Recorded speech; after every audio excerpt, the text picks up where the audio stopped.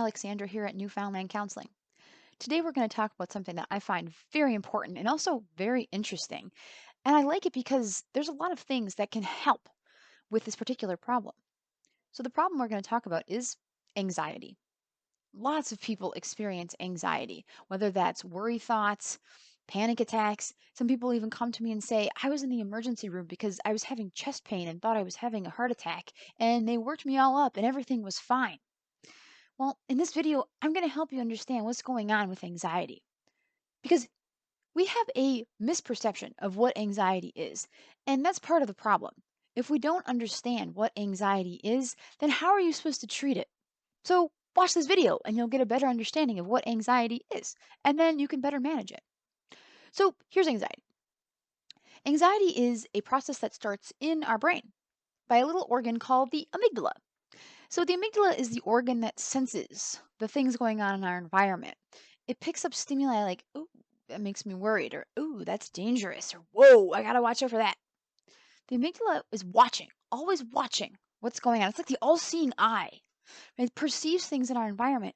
And if it picks up on something that makes it afraid, it trips. And in some people, it trips easier than others, especially if we have trauma or a past where we've been afraid of something or seen some violence or something like that.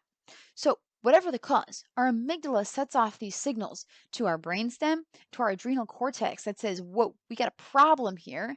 And you get an anxiety response. So, you get cortisol dumped into your bloodstream. You have your brainstem telling your heart rate to go up and your breathing depth to go down.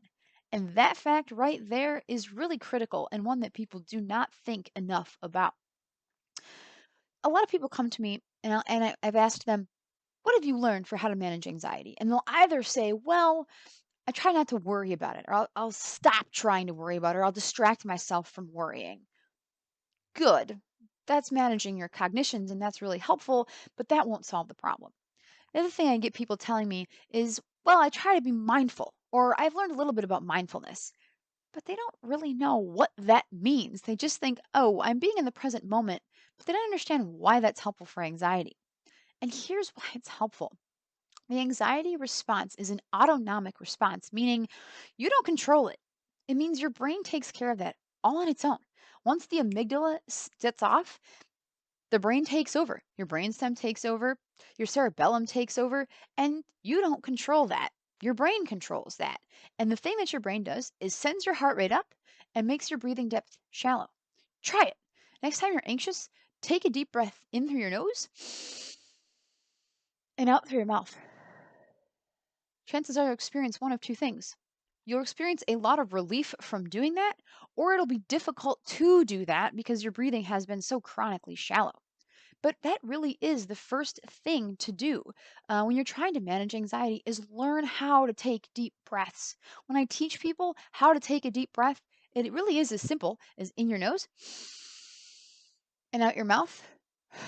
And I ask them to practice that every single day in the morning and at night, sometimes in the middle of the day too, because we're not going to get good at something unless we practice. But once people have regular practice of taking deep breaths, try 2 or 3 at a time, it's a game changer for them. They don't realize that they can control their breath. And if they would just focus on their breath and control their breath, their anxiety will go down.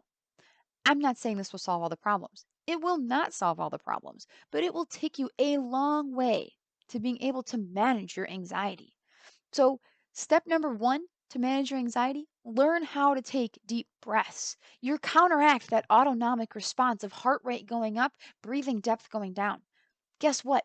When you take deep breaths, you increase your breathing depth once again, and that actually sends a signal back to your brain that says, oh, my breathing is getting deeper. My heart rate can then go down. You're essentially putting the brake on your brainstem's response to anxiety. And that's pretty powerful. So, when you want to manage your anxiety, take time to focus on this one step and see how it is for you. See how you can expand taking deep breaths throughout your day and maybe even become more aware of your breath. You can do it. It's fun. Let's do another one. Isn't that better than zoning out on your phone?